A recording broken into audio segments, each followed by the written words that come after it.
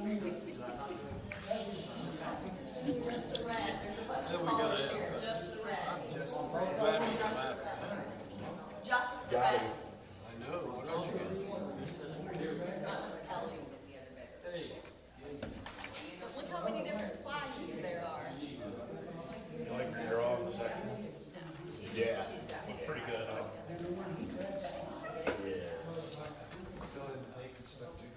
Yes. You can just sign it. I'm fine with this. All right, it is 6 o'clock.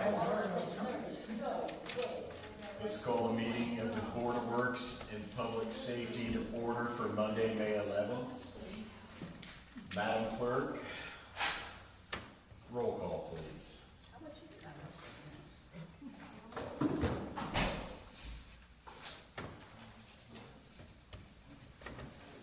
Krim. Here. Waters. Here. Boylan. Jones. Here. Tyner. Here.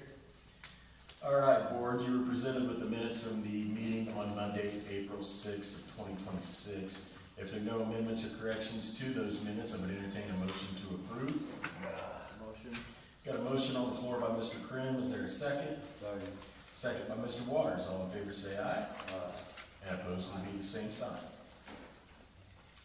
Moving down the agenda this evening are the claims. Madam Clerk.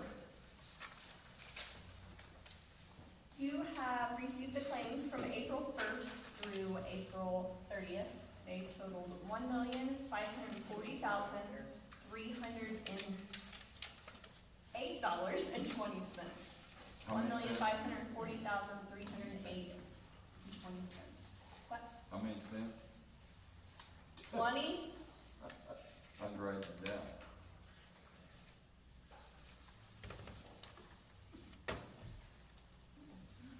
Are there any questions for Madam Clerk on the claims? If there are no questions for Madam Clerk regarding the claims, I would entertain a motion to approve. Motion to approve. Got a motion on the floor by Mr. Tyner. Is there a second? Second. Second by Mr. Krim. All in favor say aye. And opposed will be the same signs. Madam Clerk, any additional claims? Yes. On your, in front of you, you should have received 3 additional claims. One was presented by Jason Phillips and Mandy, who is also helping Jason with his DNR grant for his tree inventory. This amount that needs to be paid right now is $73,355. And Mandy, from what I have been told, and it will be reimbursed then in June. Okay. Yeah, this grant's fully reimbursable. We just do have to front load the cost on the initial expense. So that is the first one I have. Board, do you have any questions for the additional claim, $73,355? No questions, I entertain a motion to approve. Got a motion on the floor by Mr. Waters. Is there a second? Second. Second by Mr. Tyner. All in favor say aye. Aye. And opposed, same sign. The next one I have was presented by Clay Creekmore. He received this. It was for Owsley's Garden Center. They went and got that.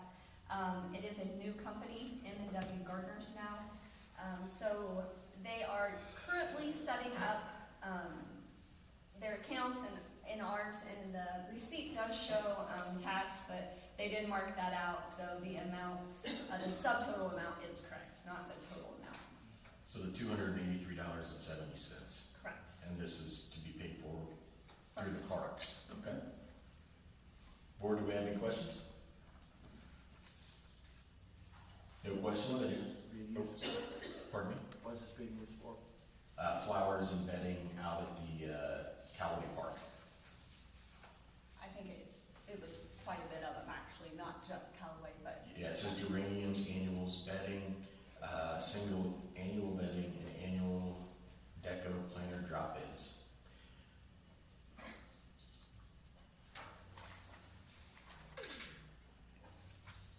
Any other questions, board?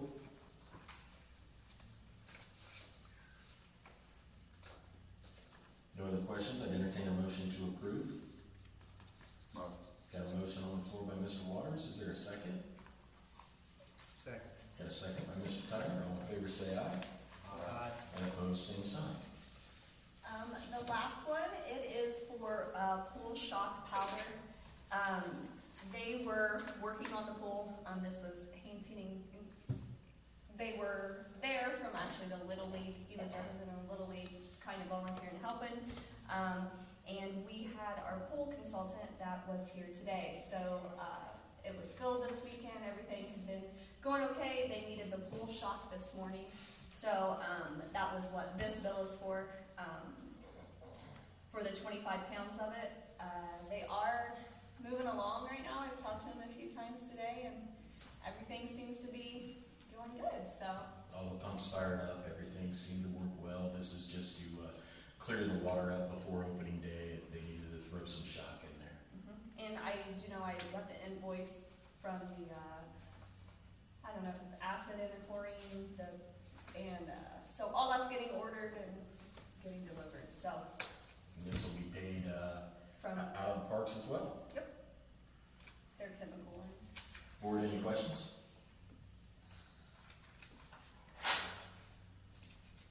No questions, I'd entertain a motion to approve.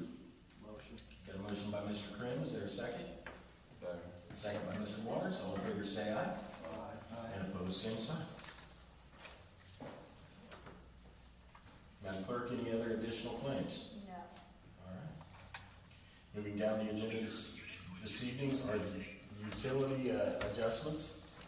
The utility adjustments are in the amount of negative $80.06. That is a balance of $1,539.71 for water. Wastewater is in the amount of negative $1,562.18. And trash was a negative of $57.59. So the negatives plus the balance on the water brings us to a credit of $80.06.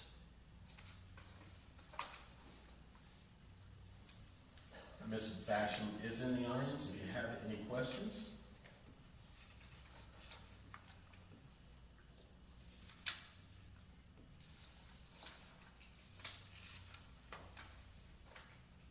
If there's no questions for Ms. Basham, I would entertain a motion to approve. Motion. Motion by Mr. Waters, is there a second? Second. Second by Mr. Tyner, all in favor say aye. Aye. And opposed would be the same sign.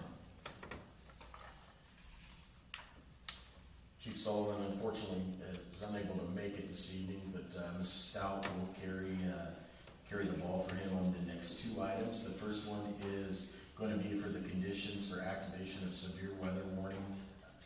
That usually what happens with this, and then I'll turn it over to Mrs. Stout, is that those are regulated through dispatch when we moved our dispatch center over to the county. And I'll let you have the floor. So what you have in your packets, it was copied and pasted straight from Homeland Security. So Chief Sullivan thought that would be perfect to have as ours. He said if you do go ahead and pass that, then that would be our rules for when we would sound our sirens here within the city. And then if you do pass that, he'll contact dispatch and EMA, so that way everyone's on board with what we have decided. So what we see, and a lot of you aren't familiar with the process, but the EMA director, Lynn Edens, sends out constant communication during severe weather events that keep everyone updated in Madison County, whether it's flooding, whether it's storms, whether it's tornadoes, and those go off at, it could be 2, 3 in the morning at the same time, and there's times where I'll check my email and there'll be 8 emails sent back to back to back. So EMA has storm watchers out. This basic agreement is to be made by the Elwood Fire Department in conjunction with the Madison County EMA director, who will set off Elwood Fire Department station tones indicating a warning that's based on these criteria. Severe weather warning sirens will be activated in the city when the National Weather Service has issued a tornado warning.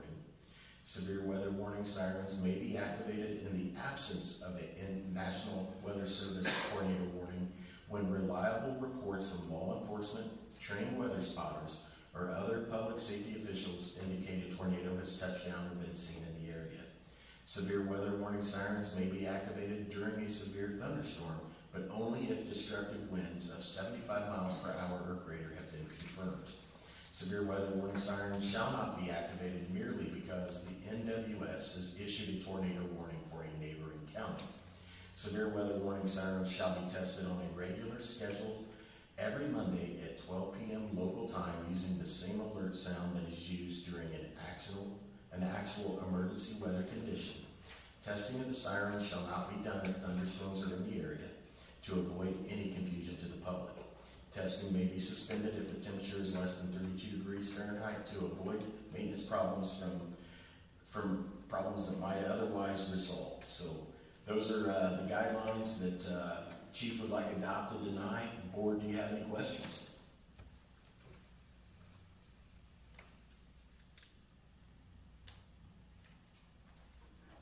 There's The no, alert's gonna be the same regardless if it's a severe thunderstorm or a tornado. pardon me?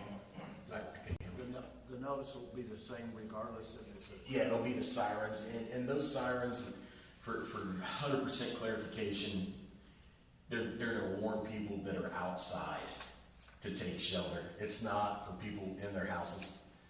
People sometimes say, oh, I've been in my house and I can't hear them. Well, that's the whole point. We want you to take shelter. So these are for people that are outside. You may be able to hear it if your house is close to a siren while you're inside, but it'll be the same alert. It's the same siren that's tested on Mondays at noon. Yeah. So, and it mostly came because the last storm that we had, last storm event, there was some discrepancy on when we were gonna set the alarm, because of the wording now, you can set it, the way Chief Sullivan was explaining, is that some of it could be set at different times, so we're making sure we have our parameters. We just want it streamlined, and then when residents hear these sirens, they know that it's serious, and to take the appropriate safety actions that they need to, because we just don't want to sound them off every time the wind blows, 20 miles an hour. We want to make sure that people take it seriously when they go off. We're just curious, but this afternoon, like about 12:17, was they testing them today? It would have been Yeah, that's every Monday Monday. at 12. Every Monday at 12. Oh, this was after 12.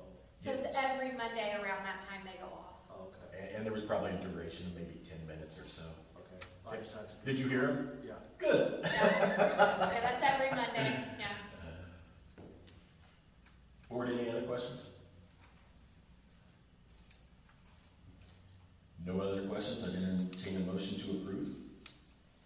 Motion approved. Got a motion on the floor by Mr. Crum, Second. second by Mr. Tyner. All in favor say aye. Aye. And opposed would be the same sign. Next on the agenda this evening is going to be the donation of ambulance 778 to the vocational fire class. Ms. Stout. So this ambulance, it's actually had a lot of things that have been wrong with it, and it's needed to be worked on. The motor was actually replaced due to a lemon law in 2009. It's leaking oil, and Chief Sullivan did not want to sink any more money into it.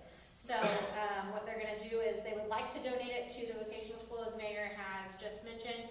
And what the vocational school is going to do is they're going to take it off the wheels and just use the box to use as an actual training ambulance for their class. They'll be able to still move it around, but not actually have it motorized. So it'll be the training station inside that ambulance. And this is similar to what we did with one of our previous fire engines as well for the safety class, to get the kids the hands-on training to be able to maneuver around inside an ambulance.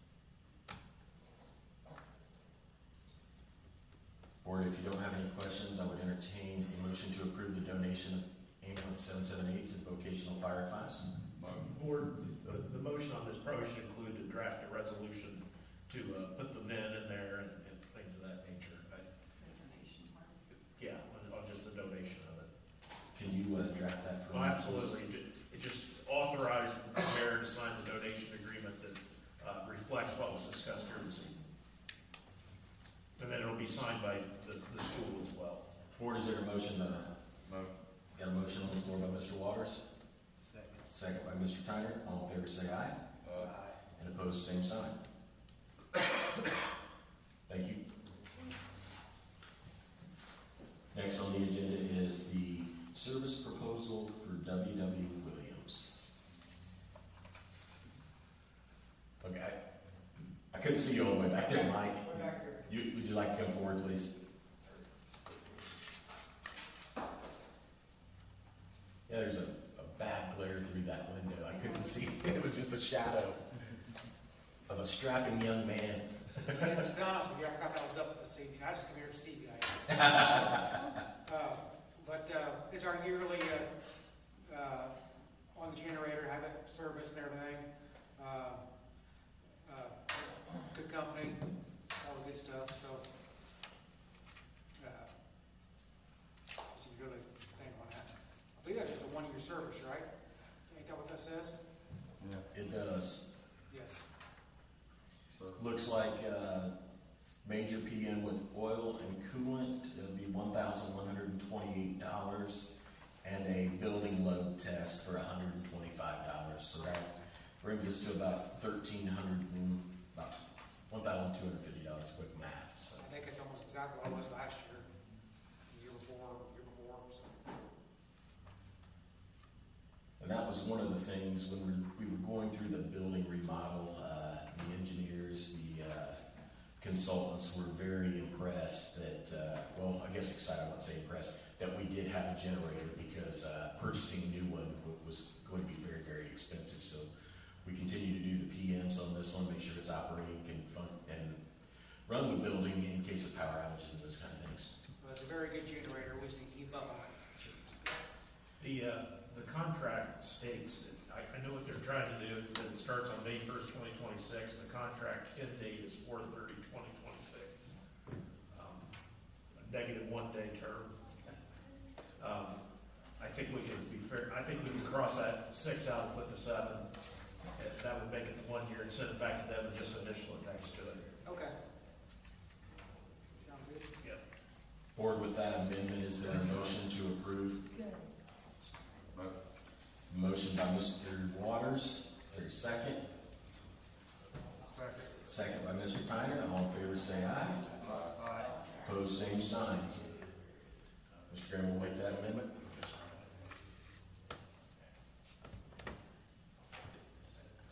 Number 8 on the agenda this evening is the cloud permit renewal. Okay, I do not see Lisa, so, this is the building and planning's, program that they use. They were going to increase it. She had talked to him and got it locked in for, actually 3 years.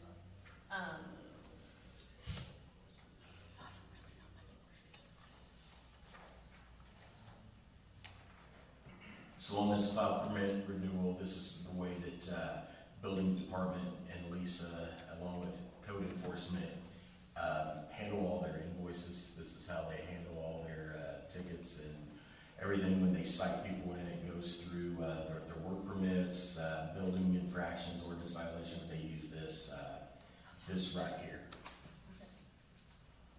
And I do know, she said that, Amy's started they've kind of worked a procedure down and it's really. It's going really working a lot well in better. streamlining. Yeah. One thing that I would ask is that we table this tonight because I don't see a dollar amount on here. So what we'll do is we'll bring this back to the next meeting so we know exactly the dollar amount that we are approving. This is an important program. I fully believe in it. We did this to cut back on the paper trail. But the only page that we have is just the description, but not an amount. So if there's a motion to table. I asked her, I said, oh, just flip it on my board. Got a motion by Mr. Waters, is there a second? Second by Mr. Tyner and Mr. Krim, all in favor say aye. Aye. And opposed will be the same sign.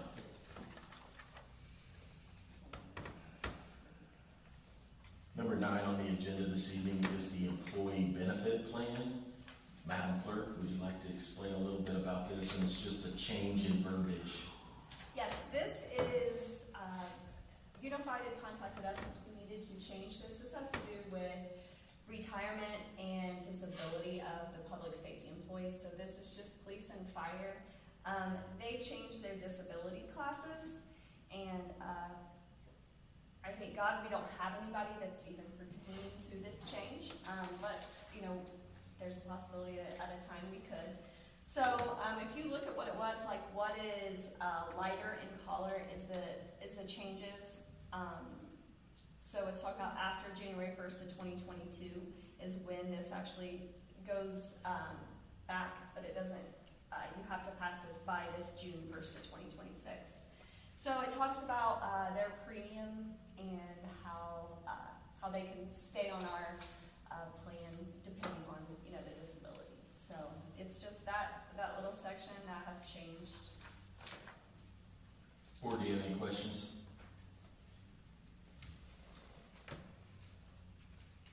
Oh, and the deadline, they did put a deadline on it too, of 90 days. Which was the COBRA law, but it didn't really matter. If there are no questions, I would entertain a motion to approve the employee benefit plan amendment 1 as presented by Madam Clerk. Motion. Motion by Mr. Krim, second by Mr. Waters. All in favor say aye. Opposed, same sign. Moving down the agenda this evening, and the last order of business is the stifle engagement letter. Madam Clerk, do you want to talk about this, or would you like me to? This is just the engagement letter for us to move forward with the water revenue bonds in the estimated par amount of $3 million, and stifle would be the placement agent for the bonds that we would be issuing for the project in West Elwood. Or not West Elwood, excuse me, Doolittle.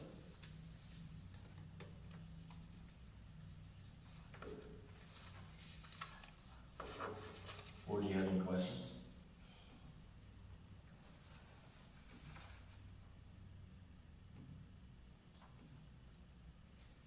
No questions, and entertain a motion to approve. Motion to approve. Got a motion by Mr. Tyner, is there a second? Second. Second by Mr. Krim, all in favor say aye. Aye. And opposed would be the same sign. That does wrap up the meeting for the Monday, May 11th, 2026 Board of Works and Public Safety meeting. I would entertain a motion to adjourn. Motion. Motion by Mr. Waters, second by Mr. Krim and Mr. Tyner. All in favor say aye. Aye. Opposed, same sign.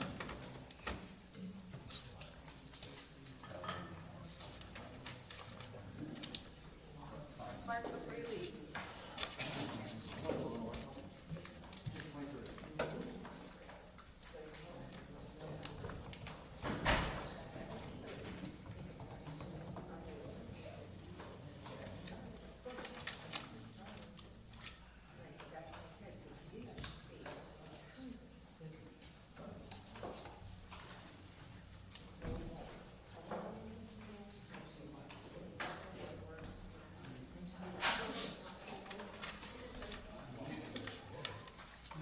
How you doing, Mayor? Good, how are you? You all right? Great, it's nice to see you. Boy, that was a nice announcement from Star. Yeah, very nice. Very appreciative of their investment, their partnership, and continued future. Yeah, that's cool.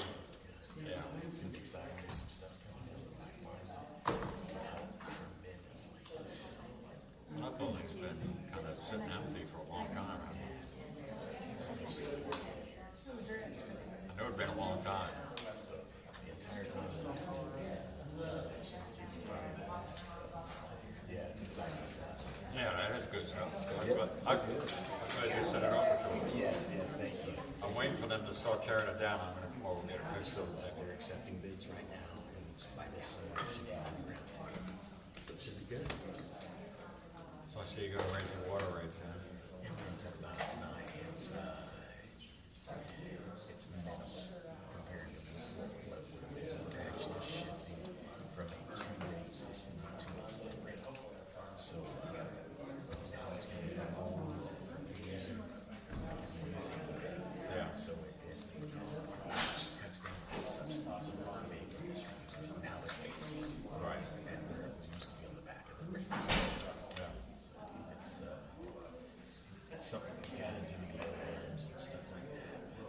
Everybody's doing it because they all need money. Everybody needs money. It's so expensive to just keep up. And infrastructure is just damn. Well, it's like Anderson, most of their underground pipes are 100 years old. Yes, I mean, everybody's got the same. I can relate, but yeah, things are nuts. You know, it's just like, I live in LaPel, getting ready to do a whole bunch of water and sewer lines again, you know. It's just never ending. You've been to the US Open, Yeah. down to the Masters? I had a friend give me, got this whole lot this year, but I went in 2023, so yeah. One of my friends, he went down. I was down at Fort Gordon for basic training when they had that in '68, but they wouldn't give us any time off to go to the golf course. We're from basic training, you know. Because somebody said, listen, you know, give us some time off to go over and watch you play golf. No, boys, you're not going. Right.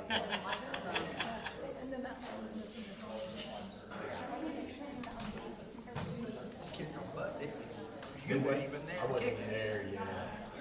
6-0. Yeah. Agreed to 8. Just in case anybody cares. Andy's switching. Oh, there. Love you guys. Love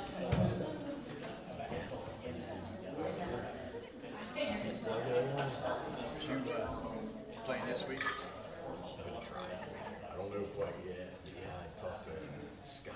He said he was signing for you. Oh, this last week, yeah. Now, Woody was supposed to suffer. What, and I texted him?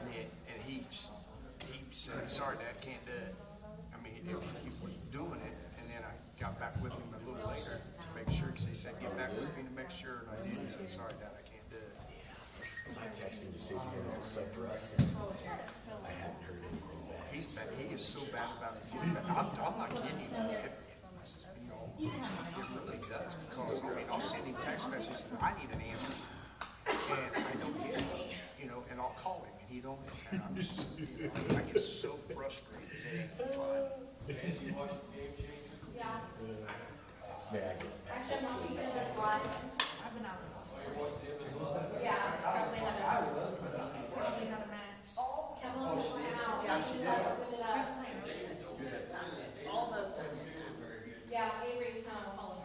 All those are. Yeah, we're up 6 or 7-0. Yeah, in the second inning. I know, right? Dave, did you get it? Did you get a package? What was the?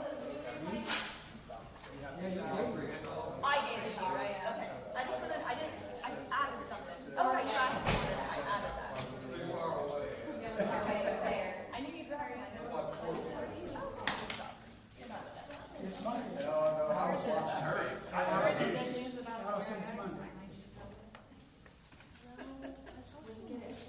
I'm not gonna do all day.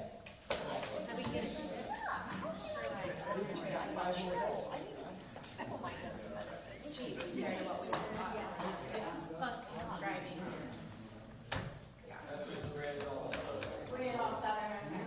I couldn't remember what it was, but.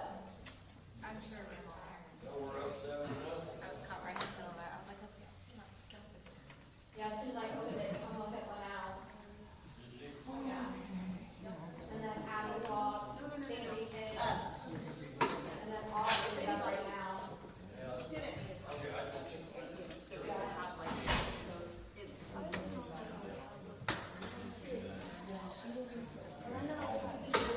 Huh? This is like community.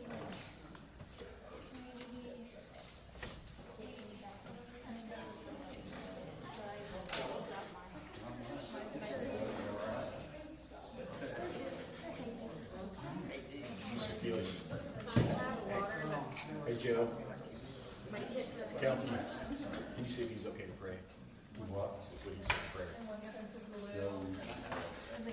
Okay, thank you.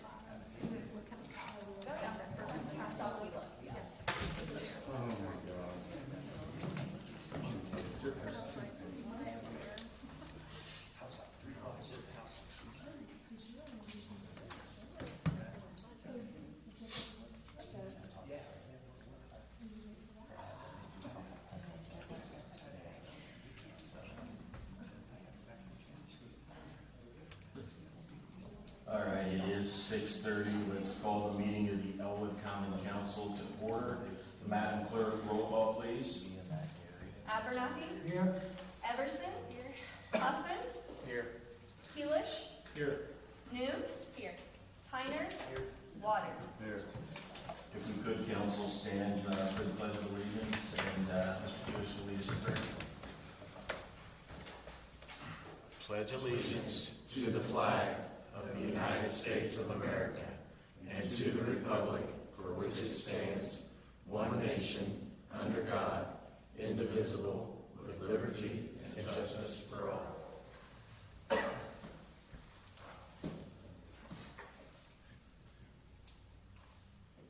Dear Heavenly God, thank you for this beautiful day. Please grant us graces of the Holy Spirit, be it peace, love, joy, faithfulness, as we discuss the issues of tonight's agenda. In your holy name we pray. Amen. Amen.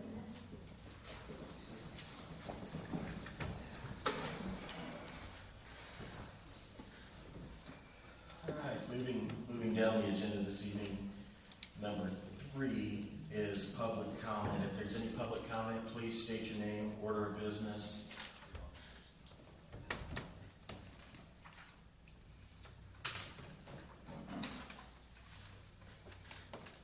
Looks like there's no public comment. We will move down the agenda this evening to the minutes.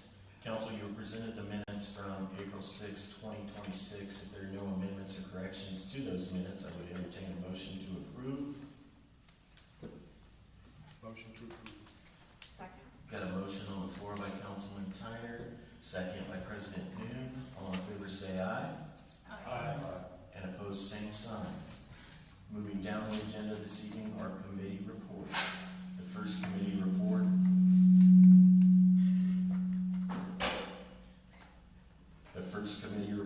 is the municipal building renovation with President Noon. Yeah, so, at the most recent meeting, we saw a lot of the schematic designs for each of the departments. All of the, fire department,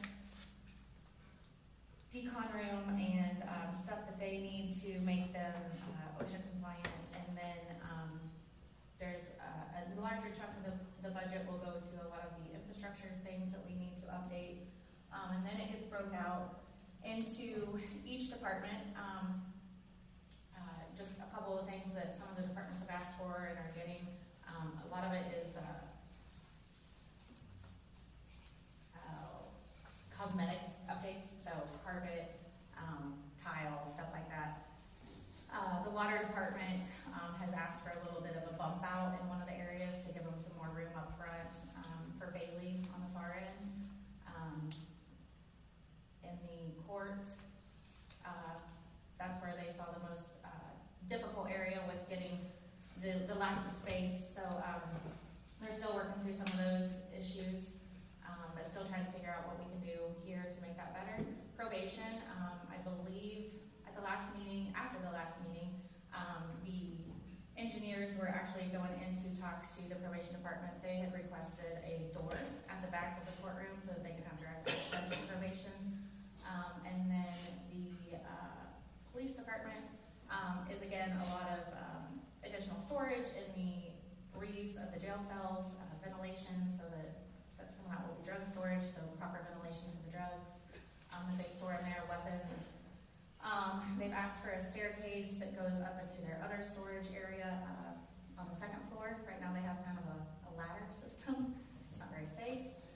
So that was one thing as well. We are over budget, so they have made some suggestions on where we can fluctuate in the budget a little bit, and then the group is to give back their feedback within the next 2 weeks and hopefully move forward after that. Council, do you have any questions for President Noon? Moving down the agenda this evening on 5B is a sports complex update with Councilman Waters. Well, we've had no meetings since then. I'll turn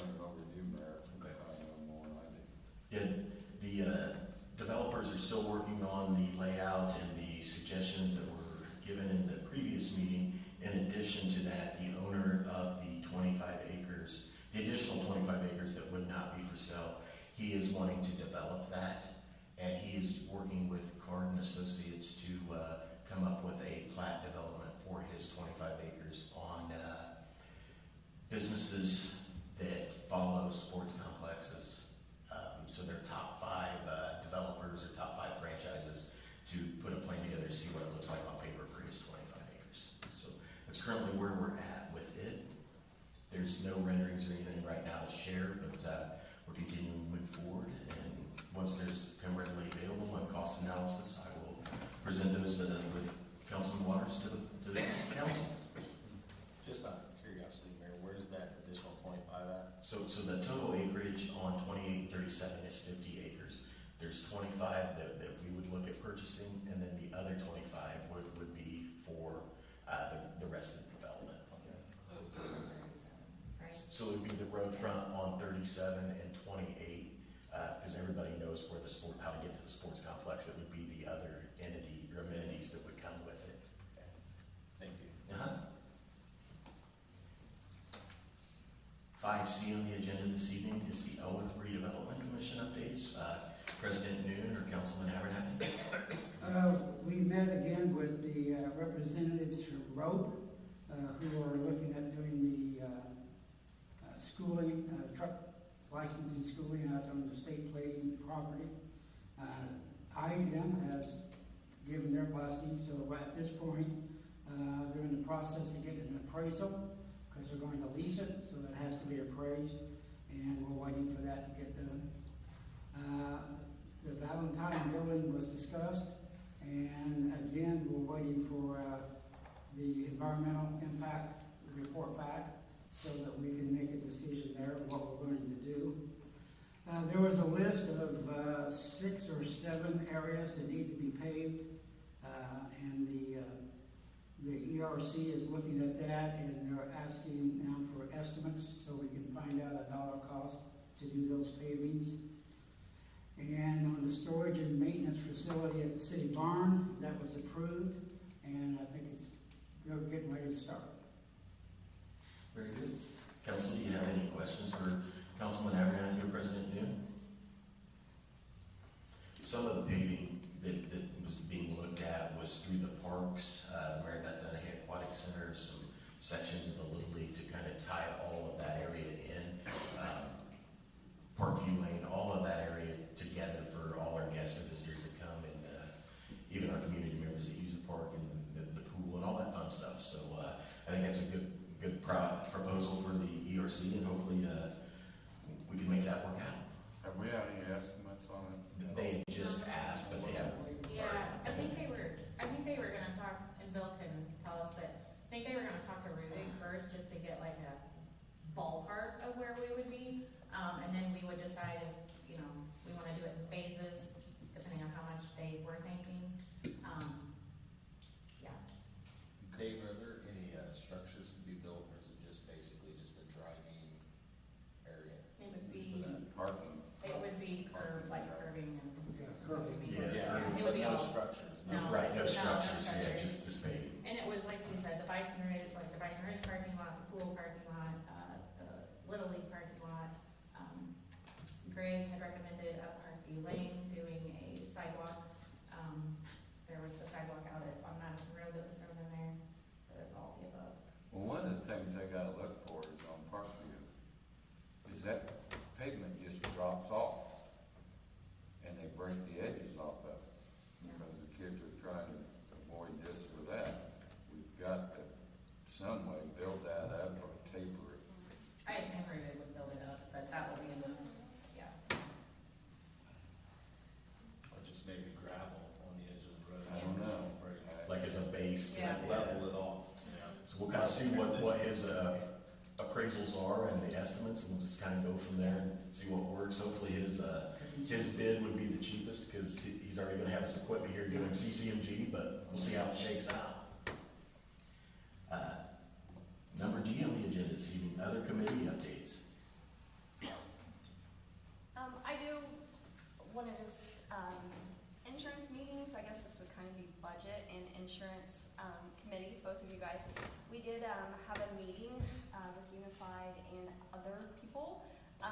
It was supposed to be like a month ago, but then it got moved to like 2 weeks ago. So, I did do that and kind of waiting on what they want to send. So that was kind of, it's still working though. And then the budget, for 2027, the department heads have that. They, turn it in at the end of May. And, then we can move forward on that part. I think that's all I had on committee. Ally, once you get back things with insurance, will there be an insurance like committee meeting, or will it just be? Yeah, on the- yeah, Okay. so I have really nothing, it really just depended on what they want to do. So it was, I don't have anything yet, but yeah. I know you sent the one email, so I didn't know. Yeah, and then that got moved like a month, so it just happened. Okay. That was the same email so there haven't been any more, just that same one. Have we got any tentative dates for the budget meeting, committee meeting? Madam Clerk, The deadline for them is to bring it in by, I think, the 30th or whatever that Friday was, so. Did you say by the end of May? Yeah. is when they'll turn it in, so first week of June? I would definitely, I don't think it will be very long, because I've already got maybe 4 in. So I think if everybody keeps giving, we can do it that like first week. I'll be in California, so Cali. you'll look after the 6th. Okay. After the 6th? Yeah. Okay, so let's just plan that we'll do. Friday's the 29th. Friday's 29th? Okay, so that was the deadline on the budget. And then, so starting the 7th or starting the 6th? Starting the 7th. I think 6 might be It's a Saturday. 7th, so the 8th. Give you time to recover. We'll just go ahead and probably get that scheduled then, since we know that. Okay. Moving down the agenda this evening, on number 6 is the Flanagan Brothers LLC. This is the Elwood Fire Equipment Tax Abatement, CF1. Bill, would you like to come forward, please? And this abatement here is strictly a renewal. Yes, it's approximately 10 years. Good evening. This abatement, we visited the site, and Dave Abernathy was there, and I was there, and we toured the property. Everything's good. They're doing really good. They've got a lot of new trucks now, and I recommend approving it. If you see their estimated SD1s on current number of employees was 19, and that number now is up to 38. They hire a lot of local people. They're doing very well, and it's great to have them in our community. So yeah, I concur with Bill on this one, and let's get this compliance, a statement of benefits approved on their CF1. I had no idea where they were at. It's pretty amazing, When isn't I it? drove back there, it was amazing. Yeah, And then to see they've got like 18 trucks, and they're doing very well. it was impressive. Thank you. Thanks, Bill. Council, if there's no questions, I entertain a motion to approve the CF1 for Flanagan Brothers LLC. Motion. Second. Got a motion by Councilman Huffman, second by Councilman Waters. All in favor, say aye. Aye. Opposed, same sign. Next, council, we have the actual ordinance for 2450, and this ordinance is one regarding electric bicycles and establishing regulations for other micro-mobility devices, providing definitions, operating rules, speed limits, age, helmet requirements, enforcement, and related matters, amending the Elwood Code of Ordinances. I know there were several council members that have worked on this and have been contacted by their constituents about getting something out there. A couple of weeks ago, there was a very, very bad accident on 19th Street where one of those scooters, electric bikes, whatever you want to call it, darted out in front of a car. The car actually flipped over on its hood trying to avoid the kids. So I think that this is definitely something that's needed. And so I applaud you guys in trying to get something that makes sense and works. Council, by show of hands, if you guys worked on this and you want to talk about it a little bit, please feel free to kind of see where you went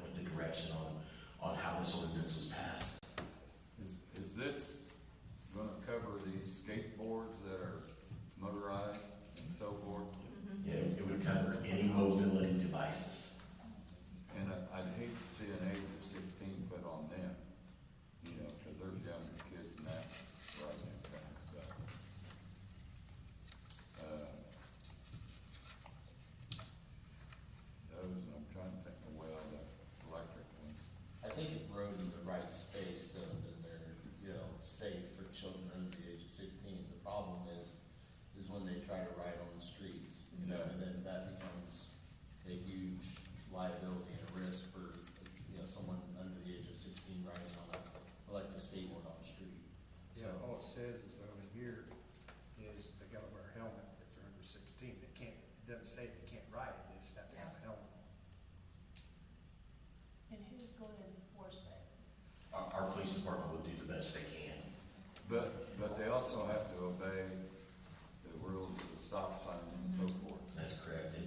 Under section 6.2, it says class 3 electric bikes may not be operated by any persons under 15 years of age.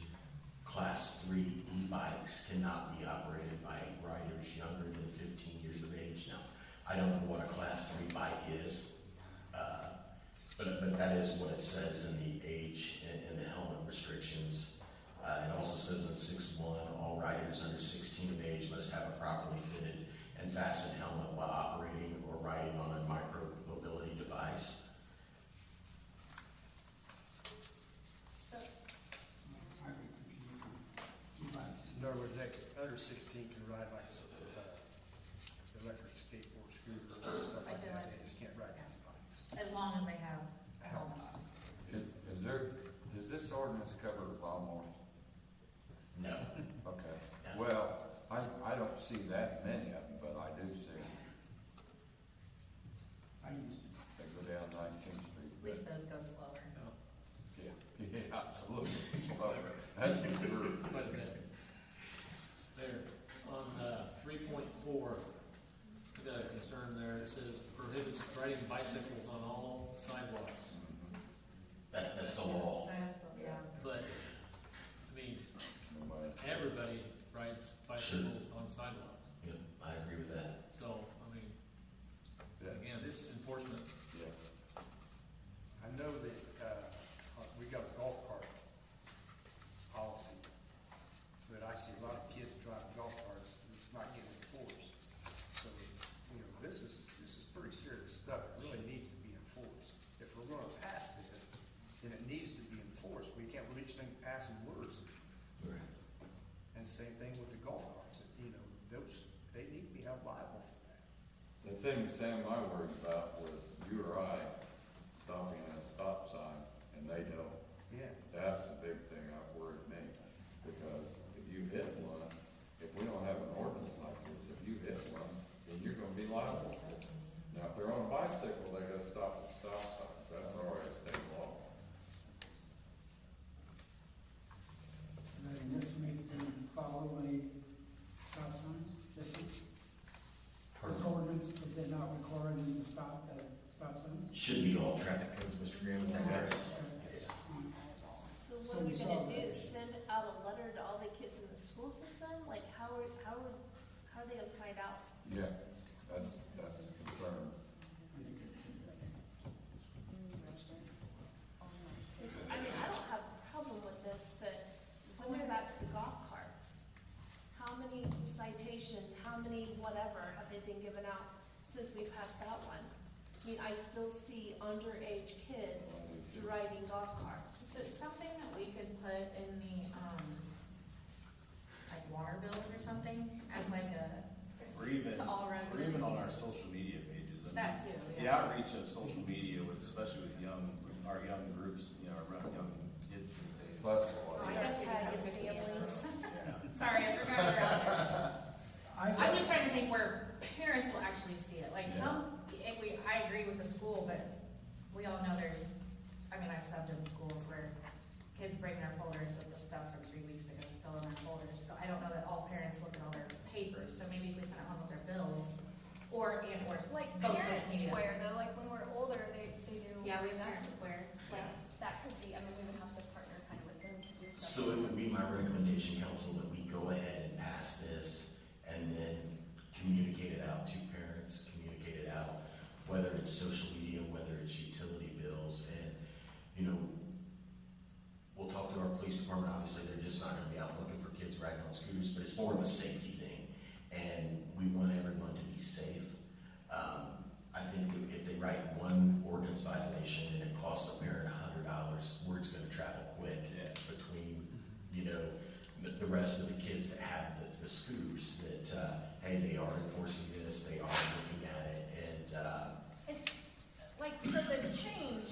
really, they just have to wear helmets. Or if it's a class 3, they can't operate it.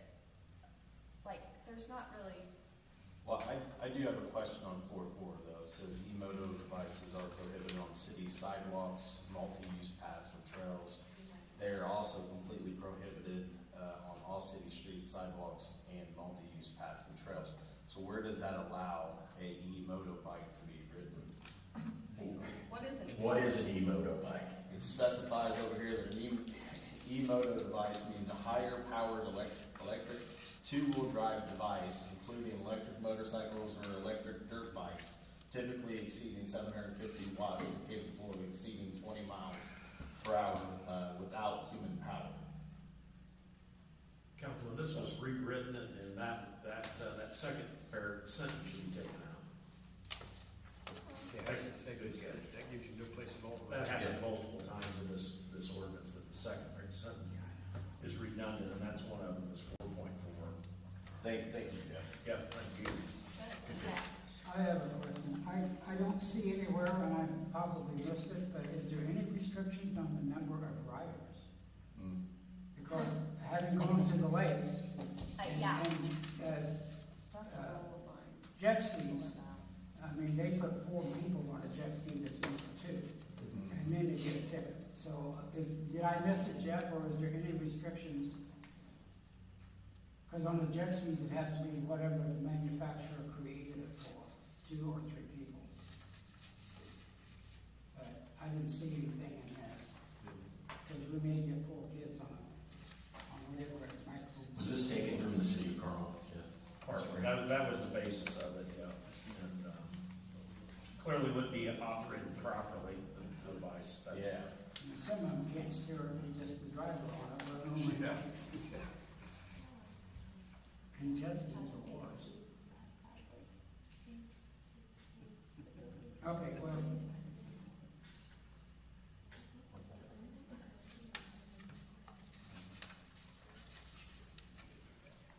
I'd like to see this pass tonight, and then We can amend it. if we tune it up afterwards. You might check with Carmel and see if they've got one in there, because we didn't have patrol law, so I'm sure they run across it at some point in time. I thought somewhere in here there was a catch-all that the thing had to be operated safely, but I don't know. I think that goes without saying, but like I said, if we're gonna cite people on it. I need to get kept going back and see what the definitions were. So what we'll do tonight, council, is we'll look at passage this evening, and then we can amend it or get more creative going forward on some things and see what's worked with other communities, but at least we'll have something in writing. So what we have tonight is a motion that we consider ordinance number 2450 on the same night it's been introduced.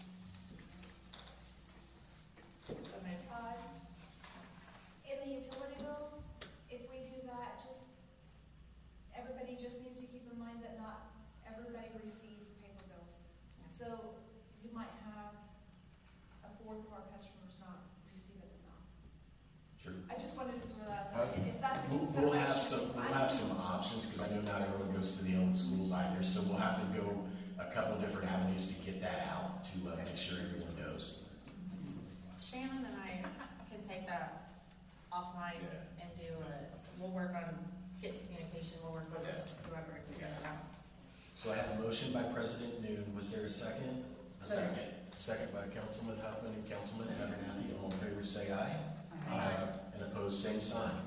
Ordinance number 2450, an ordinance of the city of Elwood, Indiana, establishing regulations for electric bicycles and other micro-mobility devices, providing definitions, operating rules, speed limits, age and helmet requirements, enforcement, and regulating matters, and amending the Elwood Code of Ordinances.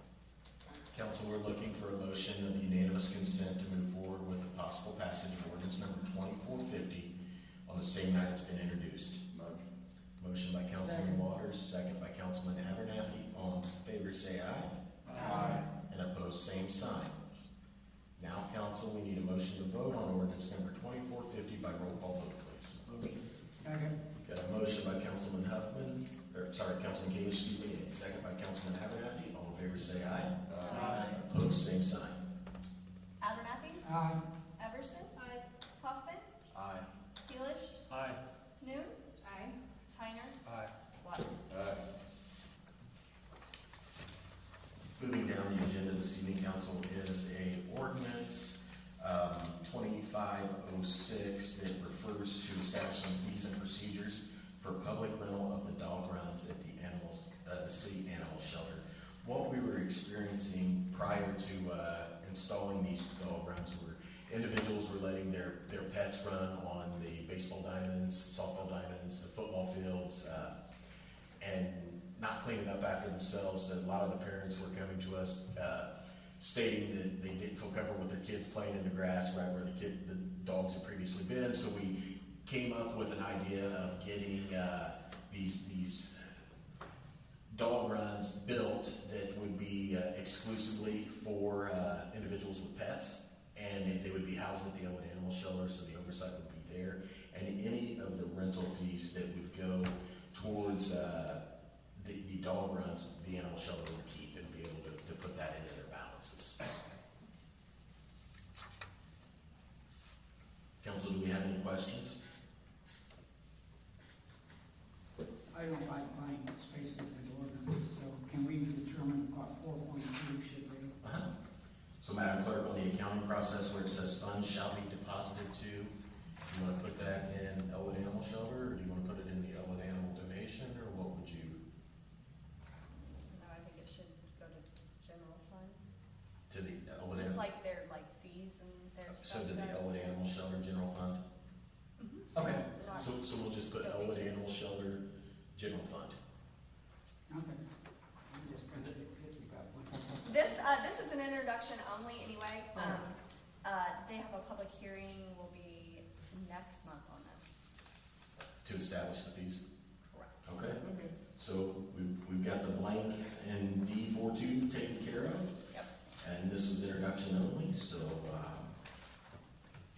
And what about cleanup and stuff in the runs? yeah, Michelle at the animal shelter will oversee that. We'll have doggy bags and those kind of things. I know that currently the girls at the shelter are using those runs to exercise some of the animals that are there because they don't have a lot of running space back behind.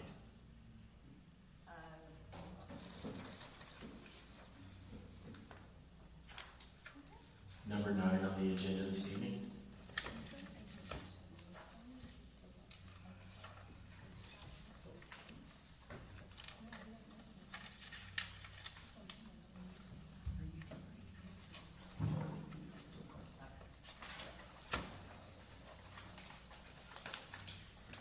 This council is the ordinance, it's introduction only for municipal utility rates and charges for primary residents. This here is rendered when it's uninhabitable by a natural disaster or an act of God. So what we see are there's some residents that pay a flat rate wastewater bill, and when their house catches fire, or maybe that there's been a tornado, and they have to relocate to a different premises, I didn't feel like it was appropriate to kick those people while they were down, while they continued to have to pay the same rate if they weren't living there. This ordinance here, we recently did have a fire in Wilburn, Yorling, and I was approached, as well as Mrs. Batchel was approached, on looking at waiving the fees until someone came in, and we obviously couldn't just waive the fees without some type of ordinance structured, so that's what's in front of you this evening for consideration. Who's going to define these? Pardon me? Who's going to define? The building inspector. Okay.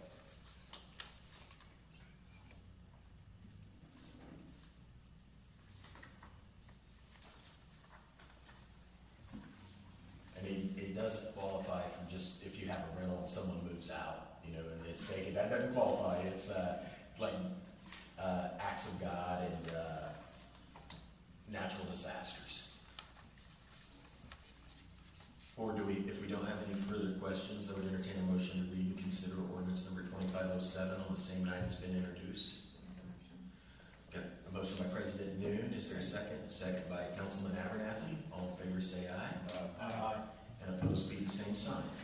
Ordinance number 2507, an ordinance of the Common Council of the City of Elwood establishing a temporary suspension of municipal utility rates and charges for primary residencies rendered uninhabitable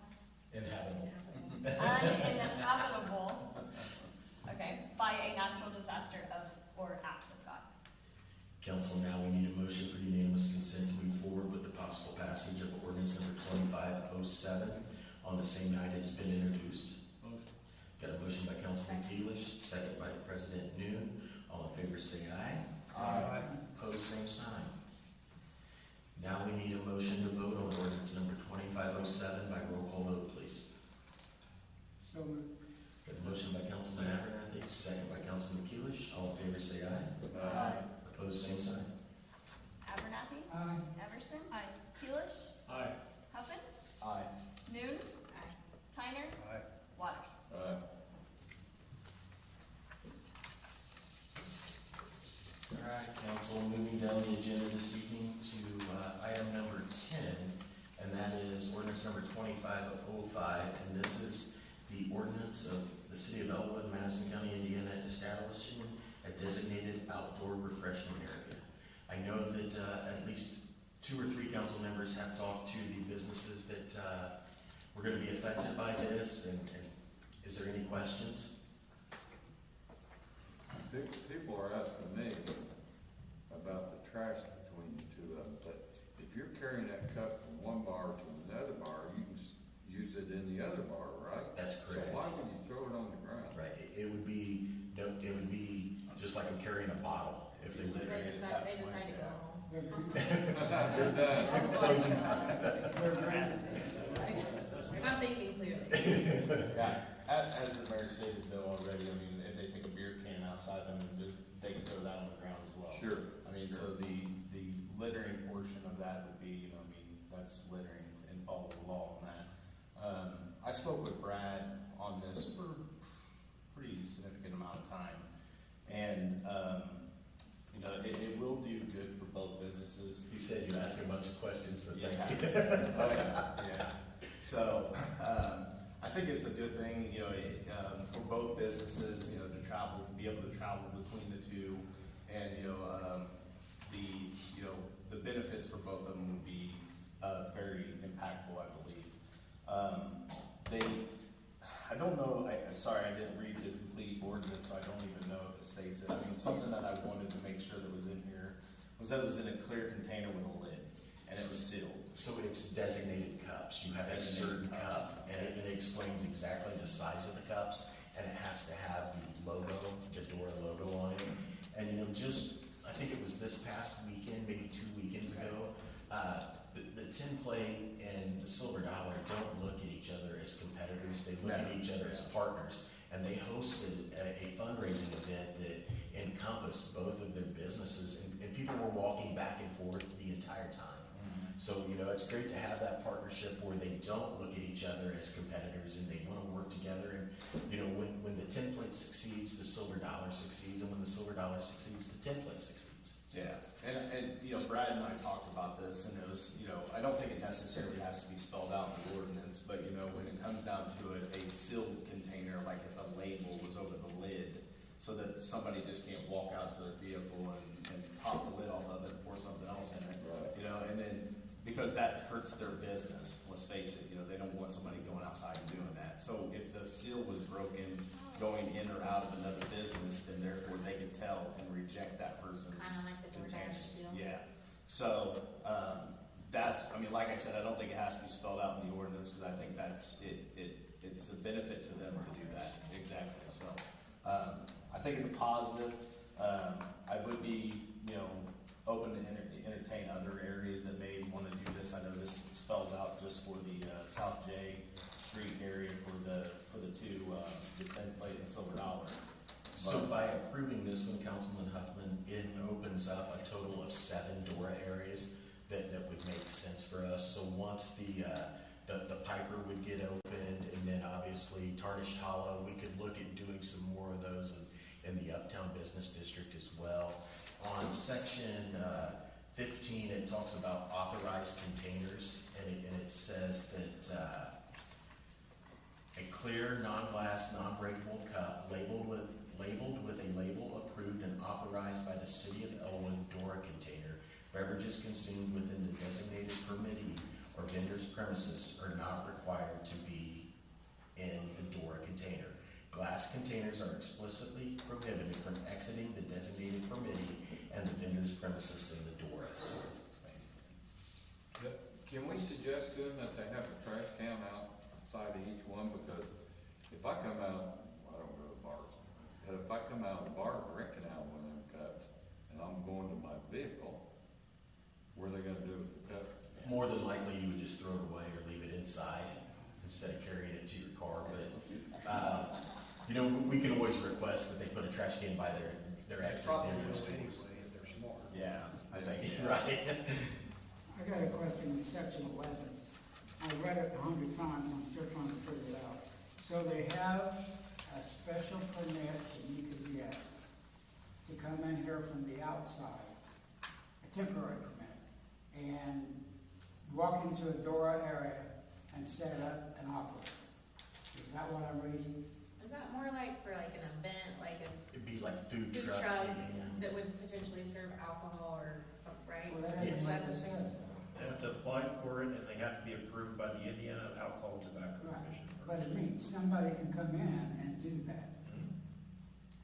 That's not a business or not part of the On a Dora. temporary basis, if they receive that authorization from the state and the city. Huh? On a temporary basis. Yeah, but if I, But it has to when be from I the, called you, the temporary permit is up to 90 days. yeah, but it has to be approved by the city and the You gotta get state. a permit. I know, Yeah. but again, I don't meet in here where we have rules. So, I mean, And they have to do a special event permit. Don't those Yeah. have to be approved by the? Yeah, so the planning commission would have to approve that. Right. So they'd fill that out, then planning would approve it, then they fill And everything. planning can designate a lower time limit than the 90 days allowed by the state. They can be more restricted. But it would only be in those 3 houses between the 2 businesses, would be the only place they would be able to set up. the deal, can they set up on the sidewalk? No, that's city right away. So it has to be on a residential. On a private, yeah. Private property. All right, I'm trying to decipher through all that, what, there was something else I had just a minute. Oh, the rules. So we're gonna establish one. Now, when number 2 comes and wants to establish, will we have rules about what you can and cannot do and all that for them that are consistent through all 7? It would be the same structure. The only thing that would change on this ordinance would be the addresses of what's in the Dora designation. So Tarnish Hollow may be on one of those, and Tin Plate, or not Tin Plate Square, excuse me, Hyper on 28, yeah, thank you, I didn't blank for a second. So it would only be in that area there. So we don't have to be concerned about if group 2 comes in, that they'll have a different set of rules than group 1. Yeah, this would be the same ordinance. The only thing that would change would be the address, because you still have to go through the city, and you have to still go through the ABC You got to establish the actual Dora. designation area. Okay, all right. And there'll be some signs that identify that as well. So make sure. So when additional districts come to us, will that come back to us to add, or where will, Yes. yes? Only the council can amend this. Okay. Well, the section, and again, like whoever just said, I feel like I've read section 18 100 times. So the way I read it was, it would go to the planning department, so that's why I was confused. Well, rules that are not specifically addressed by this ordinance, that the planning department has some leeway to apply. But you have defined the only Dora is what's defined in section 4. Okay. And so that, since you've said that is the area depicted as the Dora, that doesn't get to the planning department. The planning department can't override that section. Okay, and I had talked to But- Patrick, go ahead, sorry. No, I'm sorry, go ahead. No, I'm sorry, I can't see you, so I didn't. My bad. No, it's just, things on, if there's rules that, with regard to trash containers and things of that nature, your planning department can put that in place. But yeah, you guys would decide the areas. If you didn't think it was right, you didn't want to see a bunch of people walking down Anderson Street to Main Street, whatever it may be, you determine that at your leisure. So for my benefit, can you define for me what is our planning department? I mean, do we have a planning department officially? So Bill Savage is the planning director, and then the planning commission is what the planning department is. And who is that? You appoint 2 members to it. So, Oh, you're talking about the planning again. yeah, so Bill, can you, tell everyone that's on the planning commission, please? I don't know off the top. No, go ahead. Kim's on it. Yeah, Kim. Deborah? Deb's there. Yep. Jim Waters. Do you meet on a regular basis, or you just meet? Every month, first Thursday of the month. Not necessarily regular. Worsley, We gotta have something from it. Brian Chambers, Mark Worsley, So if he got an application, Chad Gibson. that would trigger you. I was trying to think. Okay. Well, I was just, I thought you guys had Sometimes it's every month. Do we have a city council? We just had a meeting last week. Usually it's somebody else out there. Bring it up top.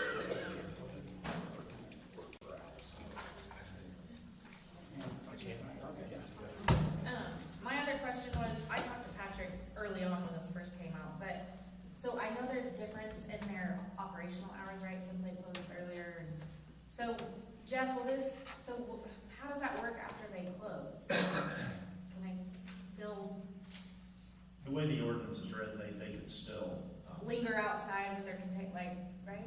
yes, yes, under this ordinance. The way it's, but as long as it's within the hours, and go ahead, I'm sorry. Still to follow the law, though, not to be a nuisance. Correct, you can walk outside with a beer right now and no one Right. can do anything to you unless you're being drunk or disorderly. I want to explain one thing and clarify with regard to the planning department's role. The intent is not to involve necessarily the plan commission, but the planning department is tasked with, and that involves Lisa in her position, involves Bill, involves Amy, to be almost a clerical staff to process the applications from the applicants and work with those applicants to get the state approvals in whatever method they decide is most efficient. And it also allows them to delegate that to the city attorney if necessary, or another agency. If there would be a decision by the planning director that would aggrieve an applicant, your application for different, we're not gonna do this, that person, through our administrative appeals ordinance, can appeal that to the BZA and say, hey, Bill liked him more than he liked me, that's the only reason he said no, I want to appeal to the BZA, and then Bill can say, no, this is the reason why. So that allows that person to have due process. That person can even take the BZA's decision to a circuit court. So that there's a lot of layers in there for that applicant, but the planning department is, through the planning director and his staff, is designated under this ordinance to be the one to process applications. Well, I asked because I know what will be asked. Somebody's gonna ask us, how do I do this? Yeah, And I was having trouble reading this, understanding between the planning commission and the planning director. Council, are there any further questions?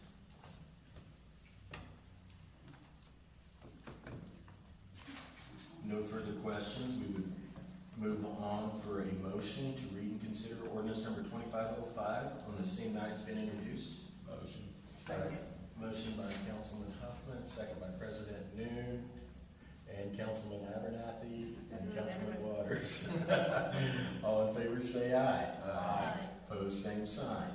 Ordinance number 2505, an ordinance of the city of Elmwood, Madison County, Indiana, establishing designated outdoor refreshment area.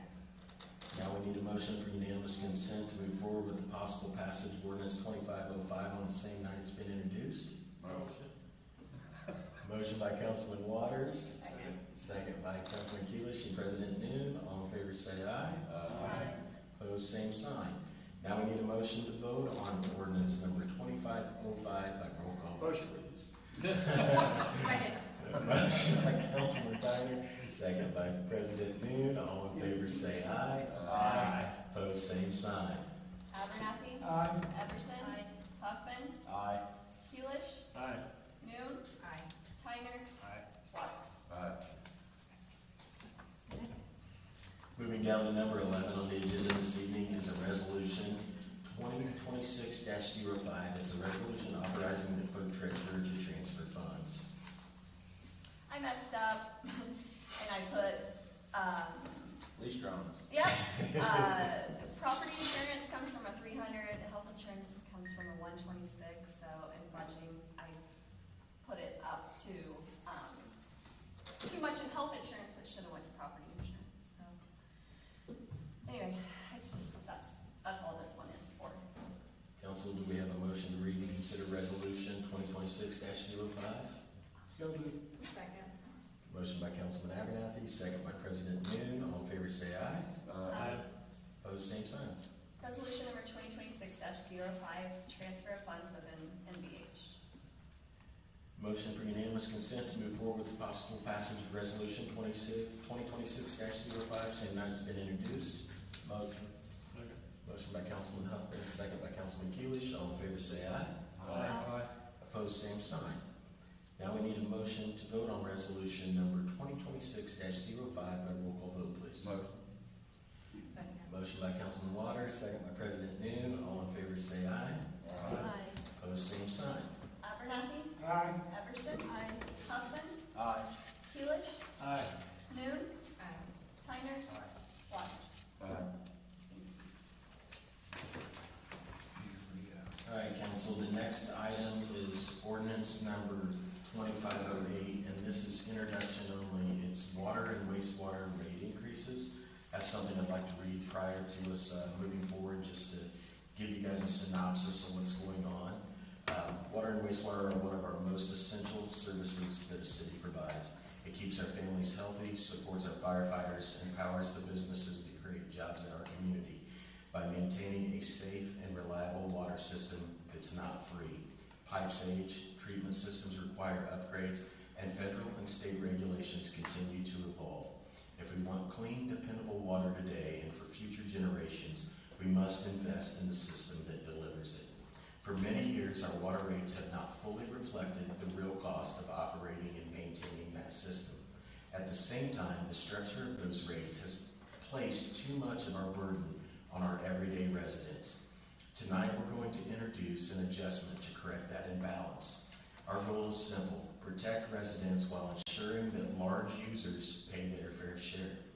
Families in our community use water for basic, essential needs like drinking, cooking, bathing, and keeping their homes clean. Those uses should remain as affordable as possible. Under the proposal we are presenting, the rate structure will shift from a two-tier system to a one-tier system so that residential households see minimal impact while higher volume users contribute more proportionally to the systems that they rely on. This approach recognizes a simple truth: the more strain that's placed on our system, the greater the cost of maintaining it.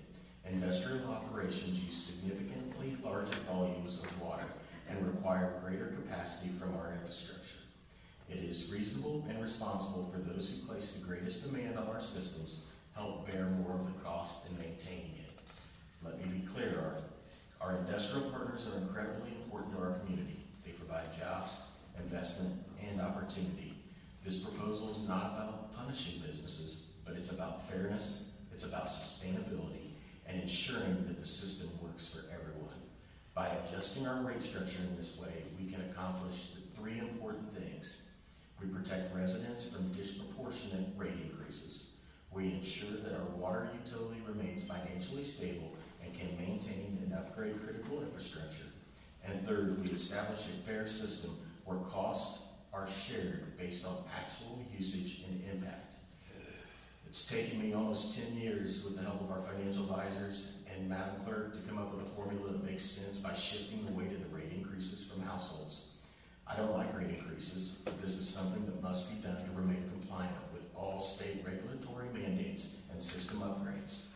Strong communities are built on fair systems. When we make decisions like this, we must balance affordability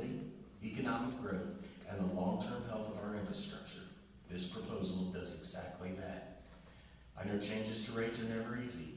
At the end of the day, as city leaders, we have to look ahead, not just to next year, but to the next 10, 20, and 50 years. We must ensure that our children and grandchildren inherit a water system that is reliable, safe, and is fairly funded. Together, we can make the responsible choice, protecting the residents, supporting our economy, and investing in the infrastructure that keeps our community strong. What we're seeing on the average user rate increase will consist of the following. Water will increase to $2.49. Wastewater would be $19.06. And the sanitation fee for the trash truck would be a $2 increase. The total increase per average for the residents per month would be $23.55. 79 cents per day, or $260 per year. We have not had a rate increase in 5 years, and this one is fiscally responsible and fair to all by adopting a single rate. Madam Clerk, I'll turn it over to you. What is in your guys' packets currently is two sewage and water, and this is the actual rate study. Then you guys have a single page, it's front and back of the sewage and water rates, and then you have the actual big ordinance, 2508. So all these items compiled to make this. This is what's actually passed. So the big packets for the sewage and the water, it does break down what bonds we have, where people are being paid from, what is being paid, how much, where. Then it goes into the different meter sizes, consumptions, and stuff like that I have to ask Marty and Christy about because that's a little bit over my head. So,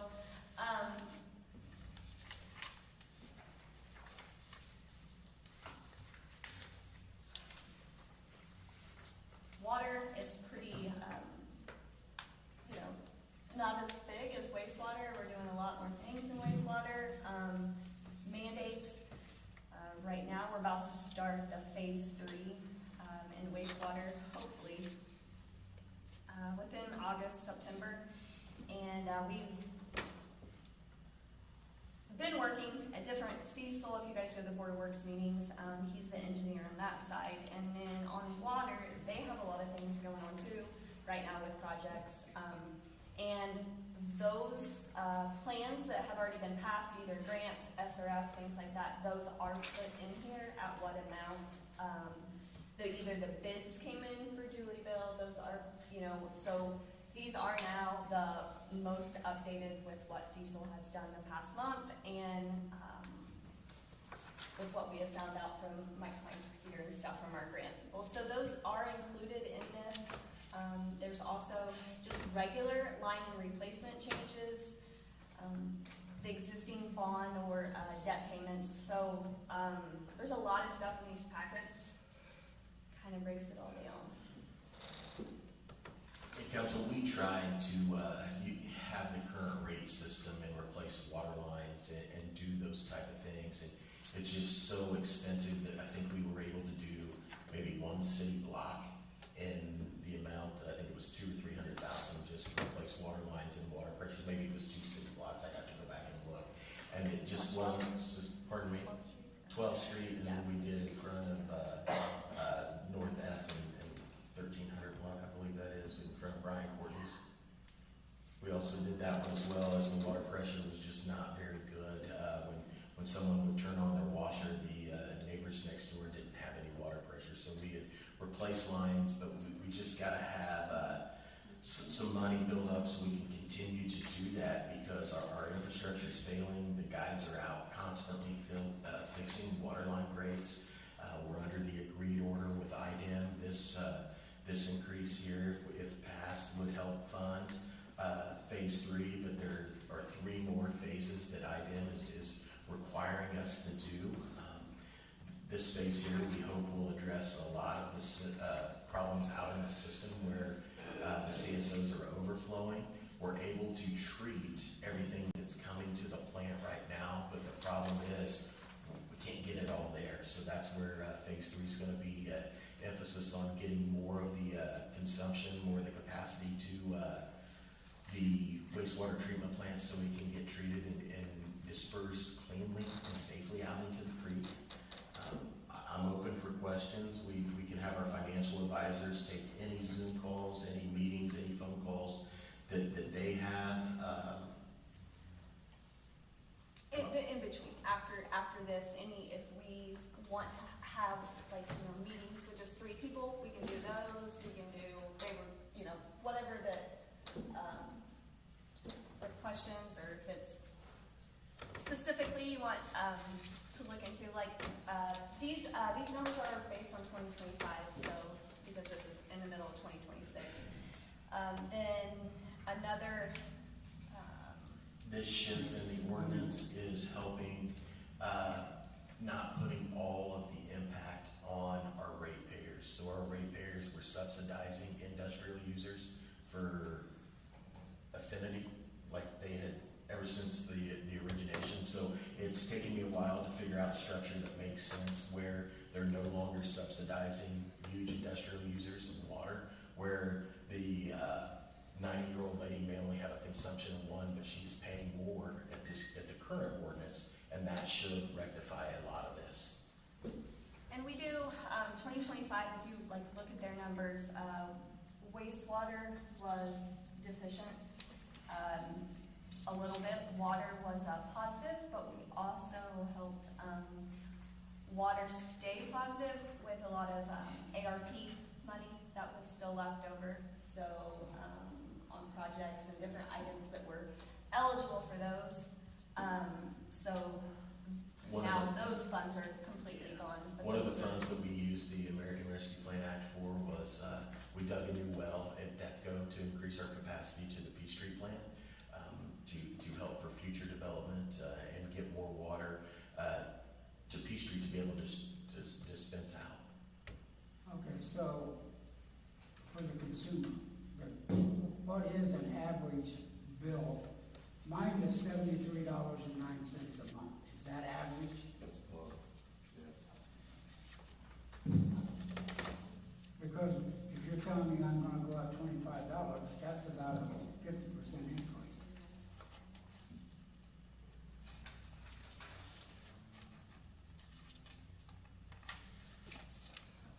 Yeah, I'm looking through the, Oh, it breaks it, I'm not sure what we oh do. yeah, it breaks it down in your packet. Hope I didn't put you in shock. No, how that's formulated. I don't look at it as percents because all those, inflations would look high. It's dollars amount because percents aren't in your bank account, it's actual dollars. No, but to a retiree, a $25 increase. What's your current consumption? $73, I don't know. Whatever that gets you Whatever between that gets me. the sanitation. And it seems to be that way every month, so I don't even know if they're reading me or not, so. I mean, I've had like 5 months in a row the same law. And there's only 2 of us, so.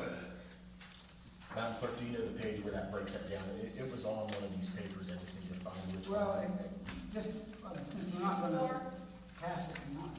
It's a 4. He's a 4, and then that's the, Keep in mind, when everybody looks at this, and they look at their bill and say, I'm paying $73, 14 of that's trash, you've got water tax, water, and sewage. So it's not, I know, but if I've got a resident that's calling, they're gonna tell me what the bill is and how much is it going up. He says it's going up $25, and that includes all 3 categories. Yeah. So, I wanna be able to explain to them that, we're not shutting the water off tomorrow because, I mean, that's a big increase in people. and you've talked about, that to people before when they've said your water bill, but did you explain to them the biggest expense was wastewater and Councilman Waters? Was that you that, when they were talking about their water bills? Jim, was that was that you telling me the story about when people were talking about their water bills? Oh, down That my alley. it was the wastewater that was the biggest expense and not the Well, water. they were complaining about the water meter. Well, he took his lid off. Yeah, we're talking about the bills. I'm talking about the billing. No, well, he wasn't comparing apples to apples. He looked at his last month, and I looked at it, and I'm just gonna take a guess. I know what the last 2 numbers were. They were $90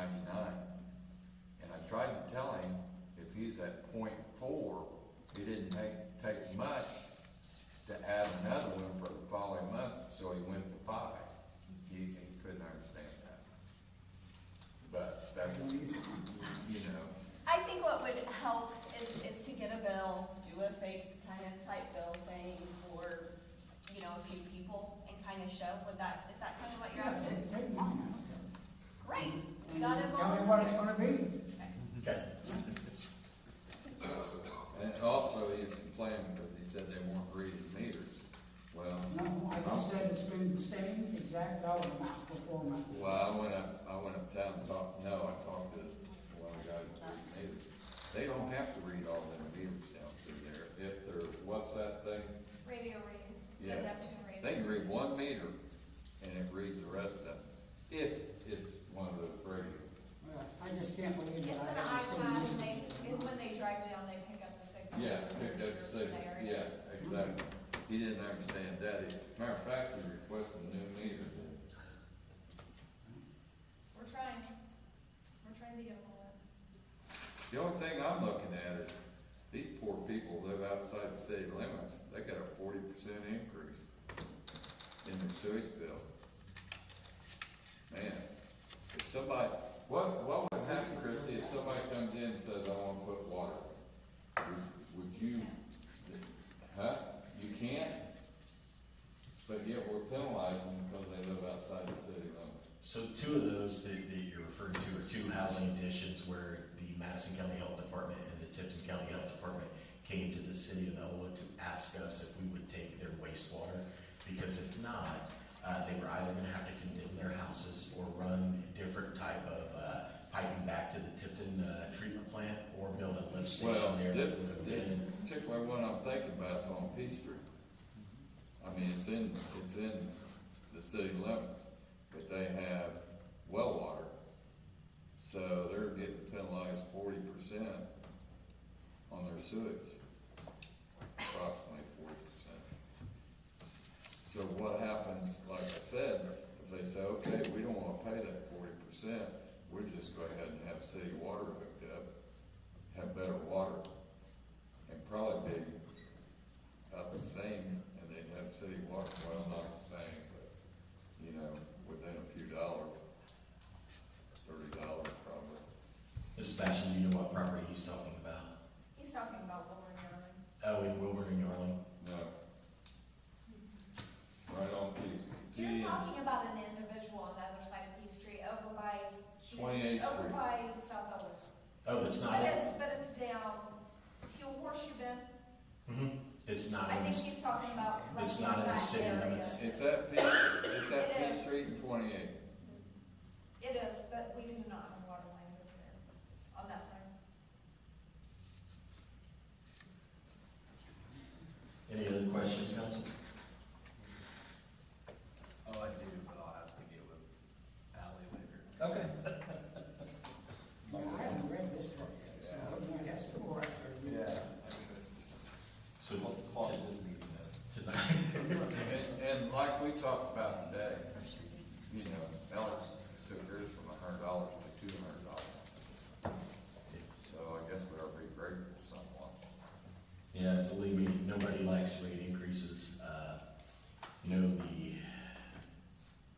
we just don't sit around and think about, hey, we gotta do this just because. There's reasons behind it, and there's agreed orders, and there's mandates, and, everything from the O&Ms are just going up.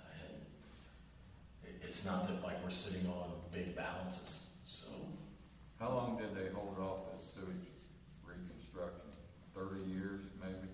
At least, until IDEM came in and threatened with fines, and they finally had to sign the agreement, which was prior to me, but yes. Yeah.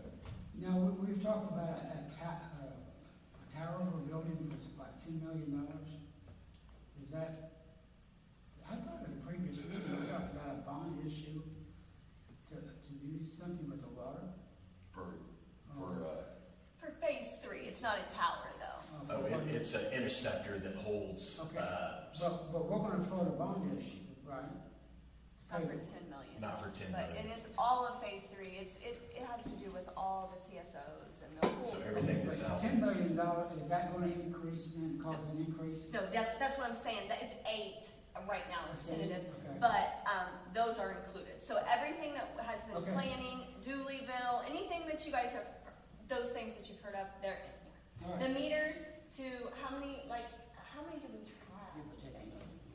Are we like a fourth of the way through the city, or? I would say about half. Okay, so that other half is also in here, so like any of those things that have been in the works is also still put in there.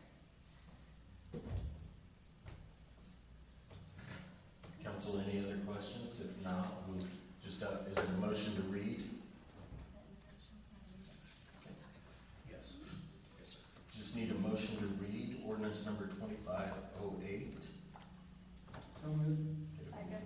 Motion by Councilman Abernathy, second by President Dune. All in favor say aye. Aye. Opposed, same sign. Ordinance number 2508, an ordinance of the Common Council of the City of Elwood, Indiana, establishing comprehensive rates and charges for the use and services of the municipal waterworks and sewage works, incorporating prior non-rate amendments, confirming public hearing, and repealing inconsistent ordinances. That was a lot. That was a lot. And then moving down on ordinance number 2396, this was for our sanitation and trash. This would be part of the ordinance increase of the $2.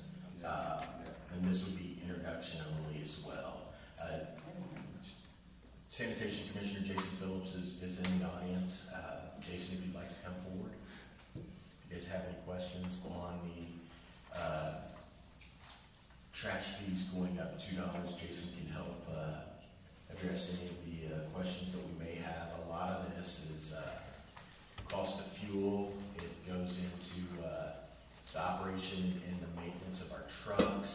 And, you know, at the point that we're at right now, you guys, a couple meetings ago, I talked about how sanitation and recycle had made like $1,000. I think we're in the black. And, you know, at some point in time, the wear and tear, our trucks run four times a day, or 4 times a week. We've got one truck, and then we've got a used backup truck. At some point in time, we will need to look at buying a new truck, and the balances that we have right now would not be sufficient for that. Let's go back to when we went automated in 2021, November 2021. And around April 2022, we were paying $41 a ton to dump our trash. And the company we were taking it to at the time raised us in 1 month to $65 a ton. And then the next month, they added a 14% fuel surcharge. So it took it up to somewhere in the $70 range. So I looked for a different place, and we started one somewhere else for around $51.50. And now we're getting back closer to that $60 mark. And so that's where we're at on rate increases for dumping the trash. We currently, the City of Elwood produces around 64 tons of trash a week. And we run 4 days a week, and we dump at least 5, sometimes 6. After holidays, spring break time, it's always heavy. So you throw in fuel cost on that. You know, we're out of fuel. I think it's $5.50 a gallon for diesel. 2 months ago, we were $3.50 for diesel, maybe $4 a gallon for diesel. So that's stuff that's out of our control. And fee increases to dump is, you know, I've negotiated as much as I can, and it's always going to go up.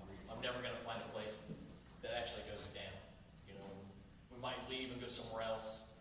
For a temporary time, though. Yeah, for a few weeks, and sign a 2-year contract, and then when that comes up, I'll get with those 3 or 4 again and do the same thing again, and get the best rate we can get.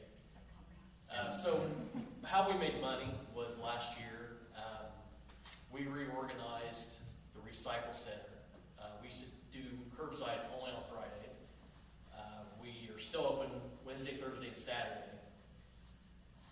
I noticed we had some staff between noon to 2 p.m. You know, that was, you know, we just had too much staff. It's kind of a slower time. Busier time is 9 to noon. You start getting in towards the afternoon and start slowing down. So I decided to move to a 4-day curbside pickup, which follows the day of our trash. So Tuesday through Friday. Doing so, we streamlined the routes. I load leveled the work that it took, because we also pick up business routes, cardboard, things like that. So I personally went along for 2 or 3 months and rode along with this every day, and through, I want to say June, July, and August last year. And so now we operate 4 days a week, and the normal schedule was 103 hours a week, and now it's 87. So I cut our workforce by 10% plus. These guys are feeling that. So, you know, they're getting tired. So I have increased the hours, you know, to maybe 93, 94, but we're still 10 hours cheaper, or lower than what we were a year ago operating. And that's how we made that $5,000 or $6,000 cut that got us into the black last year. Perfect time ever. I possibly, I don't know. I mean, It was. Give yourself some credit, man. Jason, I don't think you know, I don't know if you hear this enough or not, but thank you for managing your department to the way you did. I know you and I have had, you know, real long conversations about your department, what you know, the things you do, and you can actually tell that you are passionate about what you're doing, and that you actually care to, you know, look for cheaper bids and stuff like that. So in case you don't hear it enough, you owe I it to appreciate it, but yourself. that's why you put me here to do that. So I'm just doing my job. Thank you though, Jason. You're welcome. Jason, you can't, they won't allow you to lock in diesel fuel for like a We year? tried. I just think it's just, I don't think anyone wants to do that right now. Oh, I don't think so. I mean, to lock anything in, Yeah. wants to do that. We've looked at a few different. I don't want to lock it, because then it might be something, I mean, Yeah, it may 6 drop. months from now, it might drop. I think it's gonna eventually, I mean, it's gonna level out. And one of the reasons, council, that we did move to automation was because of that man right there. It was just heck on the back of the trash trucks when we did it manual. Our workman's comp, claims were out of the roof. We couldn't get people to ride the back on rainy days or when it was 120 degrees. And Jason said, let's look at automation. You know, that's the new wave. And we sat down, we ran the numbers, we became more efficient. And we were able just to have one person operating the truck. That's not how it works. You said let's do automation, and you start showing me pamphlets. I said, that's a good idea, let me have it. That's actually how it works. I'll say another story. We were in there with workman's comp, and you were in there and going, well, I think this is the only thing we can really do. Go automated. What's that? Plan. Oh, yeah. So good job, thank you, and that's where the request for the extra $2 I mean, in it's trash. needed, just like, you know, the utility department. It's needed. There's a larger increase there. I don't know what $2 would bring. It's somewhere around, I don't know, 80,000 a year, something like that. Well, I trust that if a $2 raise was put into your department, that you would budget and manage that $2 just as you had Oh, yeah. everything else. Yeah. So I have full belief in Oh, your absolutely. I mean, we need to get to a point where we're saving money again for trucks. That's the deal. Every 5 years, we'll trade out a truck. We're ready to trade, the old, we have a used rear, side loading automated truck that we purchased with the new one, but it's a 2013, it's 13 years old. We put some money into this last year. I personally like that truck better, but it doesn't, it's not gonna last forever. And, the maintenance on the trucks and things like that, we've managed so far. It's important. Both these rates increases are important to what we're doing. We're not, like the mayor said, we're not out here just doing it to raise rates and just swim in a pool of money, 'cause it's not gonna be there. These price increases are gonna just keep going up. And, that's where we're at. I'm gonna say this here, I'm gonna come in a couple months and my guys need a raise. I mean, so when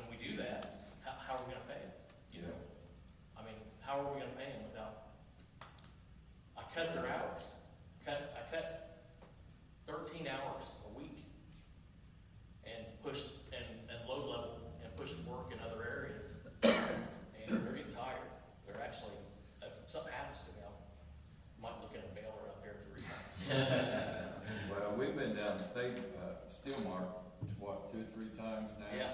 They give us these dumpsters for glass, and they're different than the one you have, because it'll slide out easier. Yeah.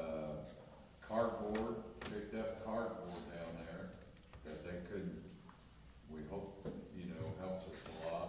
They're a really big help to this city, Steel Mart.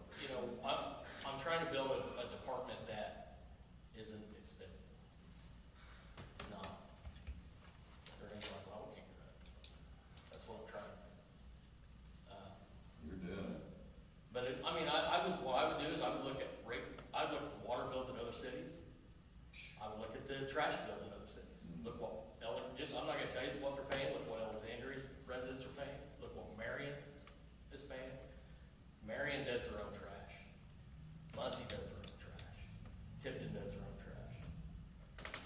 I would look at those rates and compare them to what we're paying, what we're doing right now. And I guarantee you, $2 will be cheaper than what they're doing. Oh, I'm sure. After the increase. After the increase. So, And there is one on the ordinance, it says, like I have it typed out, it talks about outside of city limits. That is currently being enforced and everything. It was in ordinance 1172. So Christy had sent that over to me. We're going to add it to this one so that they're all in the one ordinance, so. that's pretty much all I got. I've got all the numbers that people wants to come out, what we're doing, so. Thank you, Jim. That's what. So again, ordinance 2396, second amendment, introduction only, we just need a motion to read. Motion. Got a motion by Councilman Huffman, second by President Noon, all in favor say aye. Aye. Opposed, same sign.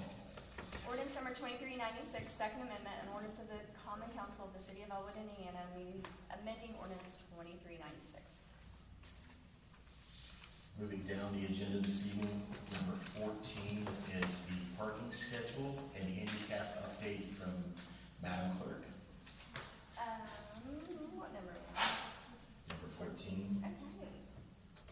I don't really have much. I know that, Jim gave me the no parking schedule, right? I have not looked at it yet, and Danielle went ahead and verified the handicap part, and she is working on her district part. And remember what we were wanting was just to review, your district where there's no parking signs, if people are parking there, or if there's not a sign and you're like, that should be a no parking area, put that down.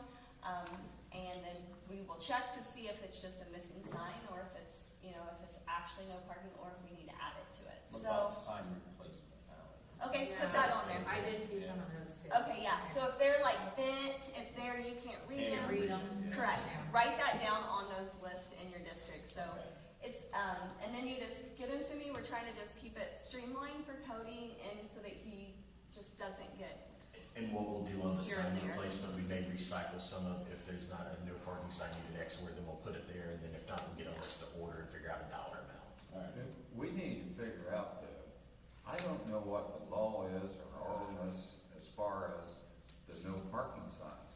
It's like I was coming up here tonight and somebody that was headed, they pulled off Main Street going north, and they parked right there by that big house on the corner. And on down the street, across the alley, there was a no parking sign. I don't know. So Jeff, if there's a no parking sign at the beginning of the block, how? It wasn't at the beginning of the block though. Or in the middle, regardless, just how long does it go for? There's no specific feet, but are they on reasonable notice that they're not allowed to park there? You can do that through things like signage at reasonable distances, or paint, or things of that nature. I just don't want to go out and buy a bunch of signs. You don't have to, but it just has to be placed in.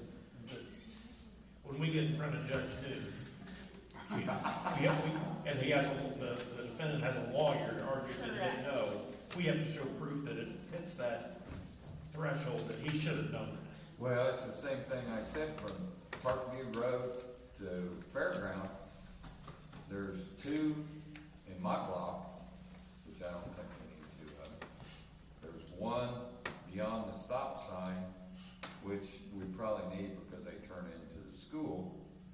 down through there, there's 3 or 4 more on down through there.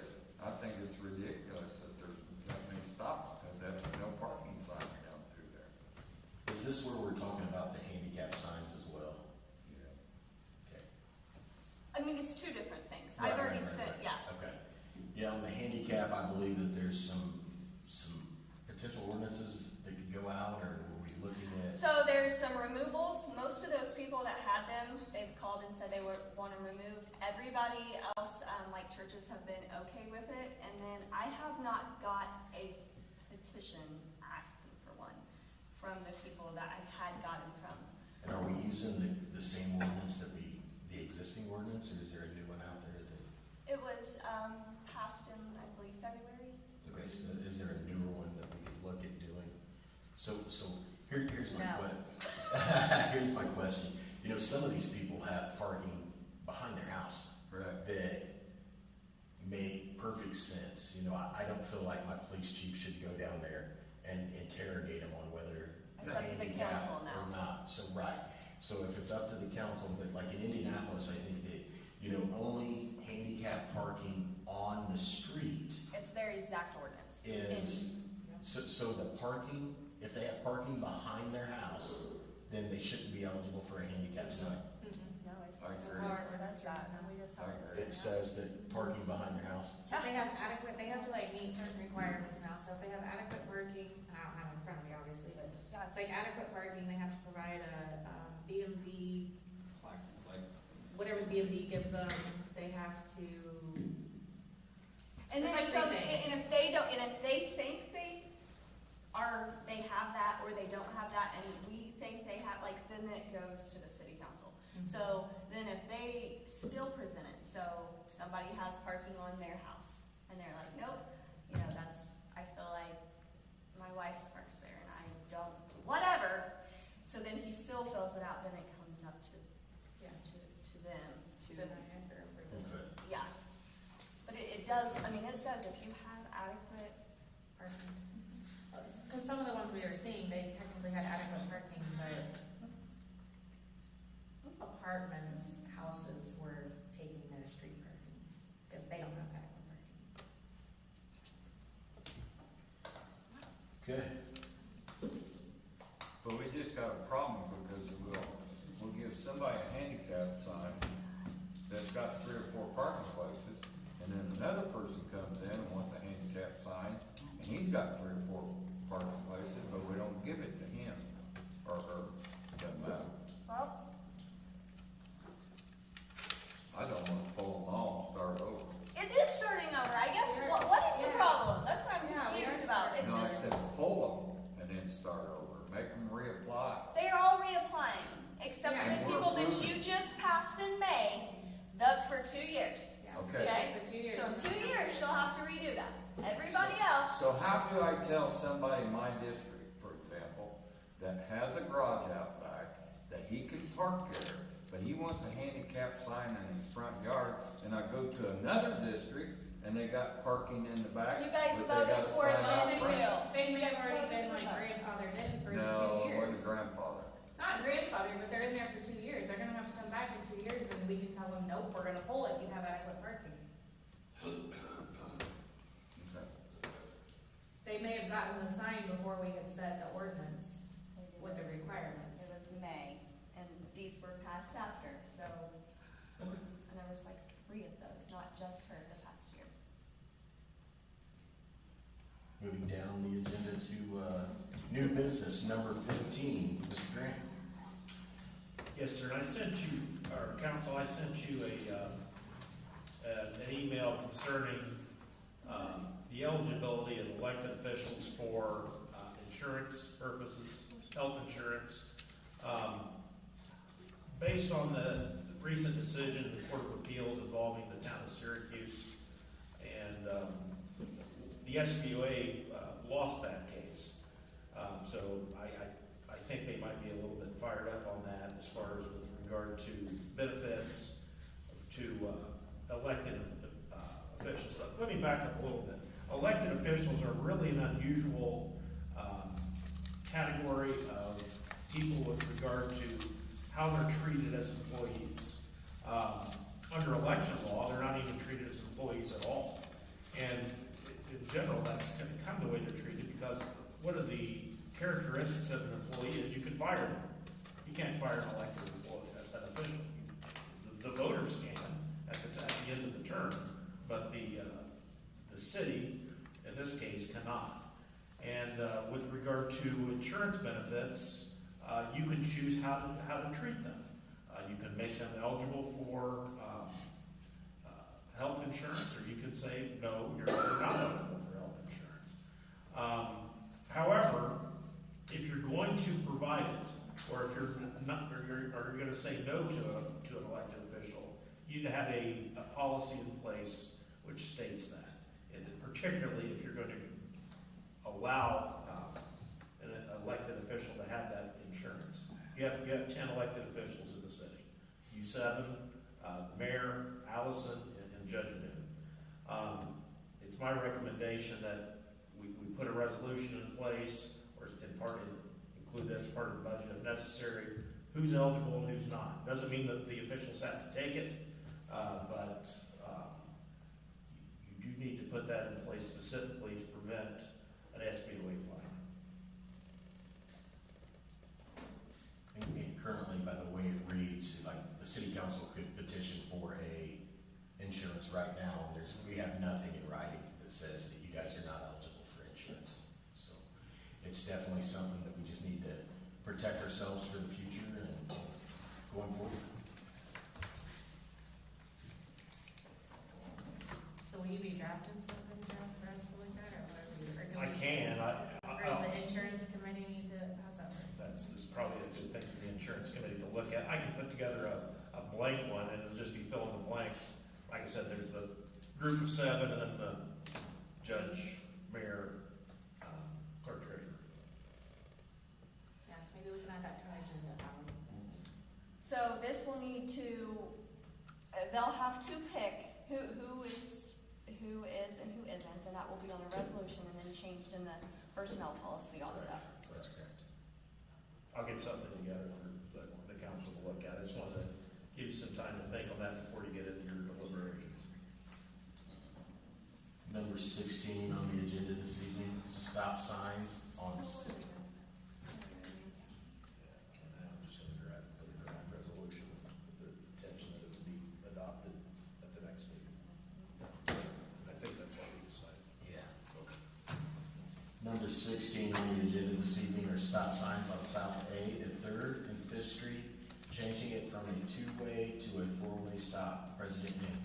Yeah, so, there was 2 actually complaints. I had one complaint down on, I believe it was between 8th and 10th, 9th and 10th, just with the speed and, amount of kids, and there is actually stop signs down there on, 9th and 10th, but, I have asked Cody to put up some slow children at play signs, and, Chief Brizendine was also included in these emails, and him and I have talked as well in emails, and, he said, he would have his officers try to patrol a little more around there, but, couldn't promise anything every day, but, so that has been emailed to the, that complaint, and then Jim had taken a complaint down, and I've noticed it myself just when I come to church, but, there is no stop sign from county line to like 7th or 8th Street on South A, and people just fly right down there. So there is also an abundance of children down in that area, and so I had asked Jeff to draft an ordinance for putting additional stop signs at 3rd and 5th to slow traffic. If not at 3rd and 5th, at least like at 4th, like stopping somewhere. There's 3 challenged children down there, plus 1 blind child, plus 11 kids, I was told. That's why we're trying to slow the traffic down. And they're putting, again, slow children at play signs as well. So, if, I had requested 2, but obviously minimum 1. Daniel, I think we drafted that and didn't provide it in time to Allison. That's okay. I apologize. That's okay. Any questions on that? Is everybody okay with that? Is everyone So, okay with the like, 2? that's just kind of, yeah. Everyone's okay with it too? Okay. It'll be on your agenda for June.